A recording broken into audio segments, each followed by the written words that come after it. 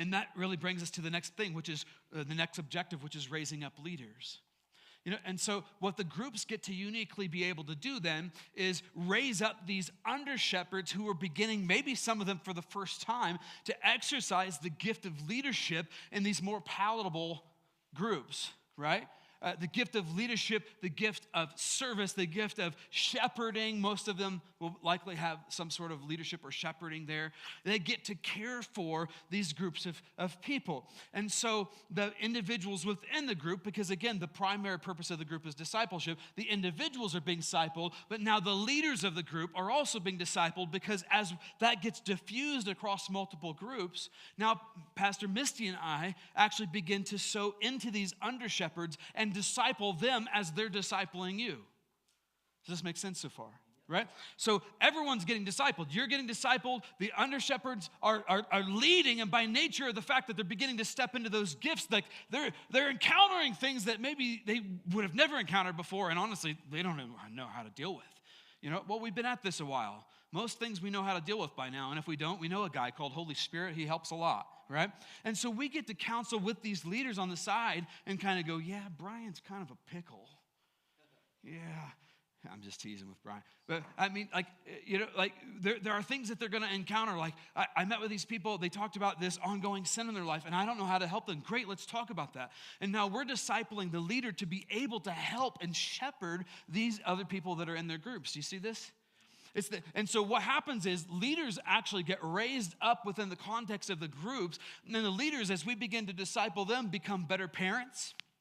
They become better spouses. They become better employees. Why? Because they're now stepping into a service role. We're partnering with them more closely. We're observing them. We're helping them through the problems that they have. Discipleship is happening, and they're genuinely becoming better humans as a result of it. Right? Every element of it is a discipleship process and a pathway aimed at completing the commission, the commandment that God gave us. Go and make disciples.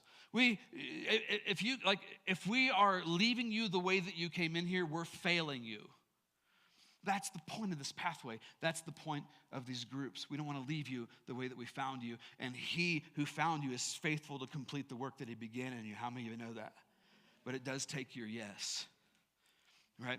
And the other thing that happens is we begin to coach the leaders, the under-shepherds of these groups, to then look within the context of the groups for those who have potential to lead in the generations to come.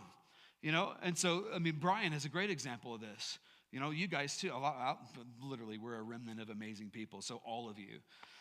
It's like you're identifying people. You're like, there's something there. There's a whisper of the Holy Spirit. I see something on Stu, this person that's in my group.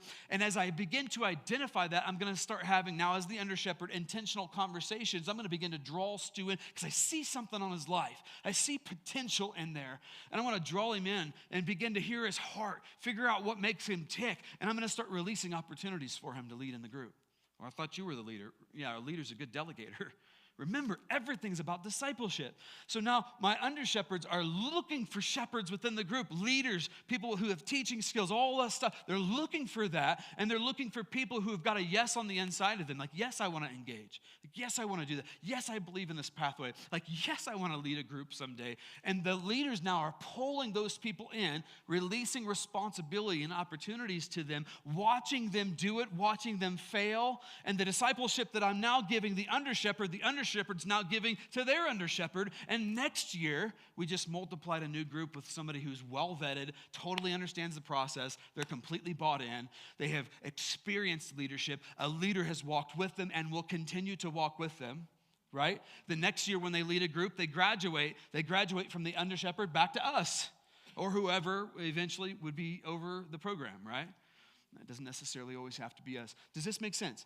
It's a layered discipleship approach that will produce fruit and maturity in your lives, in the lives of others. It'll produce multiplication, and it'll produce a people who are starting to smell an awful lot like Jesus, right? It's very, very intentional.